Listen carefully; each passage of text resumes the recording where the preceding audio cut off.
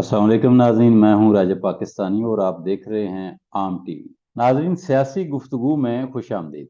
आज एक अहम ट्वीट के ऊपर हम बात करेंगे और वो ट्वीट किया है सदर पाकिस्तान मोहतरम जनाब आरिफ अलवी साहब ने। और उन्होंने इसमें एक ऐसा इंकशाफ किया है जो पाकिस्तान की तारीख में शायद पहली दफ़ा हुआ है। एक अजीब सा वाक़या रूनुमा हुआ है ऐवान सदर में और उस वाक़े को उन्होंने अपने ट्वीट में बयान किया है। तो सबसे पहले तो हम आपको ये ट्वीट दिखा रहे हैं, इसको देखें और ये भी देखें कि वो क्या कहते हैं। मैं आपको पढ़ के भी सुनाता हूँ। ट्वीट को पढ़ने से पहले मैं आपको ये बता दूं कि वाक़या ये है कि ऑफिशियल सीक्रेट एक्ट का जो तरमीमी बिल है 2023, अब जब वो ऐवान सदर में गया बिल, तो उस पे सदर साहब ने साइन करने थे और उन्होंने उस पे साइन नहीं की बकौल उनके। और उन्हें ये बताया गया कि ये बिल जो है ये वापस भिजवा दिया गया है। लेकिन आज जब उसके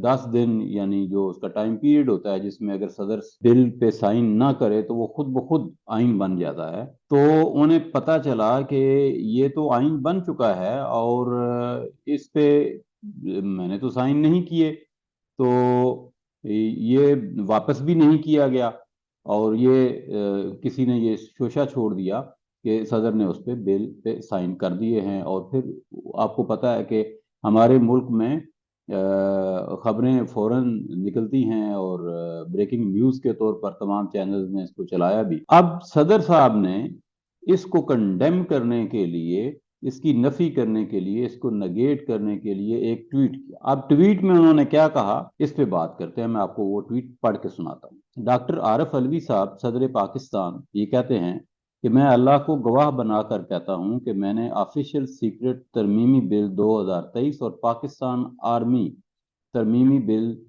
2023 पर दस्तखत नहीं किए क्योंकि मैं इन कवानीन से मुत्तफिक नहीं था। मैंने अपने अमले से कहा कि वो बगैर दस्तखत शुदा बिलों को मुकर्रर वक्त के अंदर वापस कर दें ताकि इन्हें गैर मुअस्सर बनाया जा सके। मैंने इनसे कई बार तस्दीक की, यानी वो कह रहे हैं कि मैंने अपने अमले से कई बार तस्दीक की कि आया वो वापस जा चुके हैं, यानी वो बिल वापस जा चुके हैं, और मुझे यकीन दिलाया गया कि वो बिल वापस जा चुके हैं। ताहम मुझे आज पता चला कि मेरा अमला मेरी मर्जी और मेरे हुक्म के खिलाफ गया। अल्लाह साहब जानता है, वो इंशाल्लाह माफ कर देगा।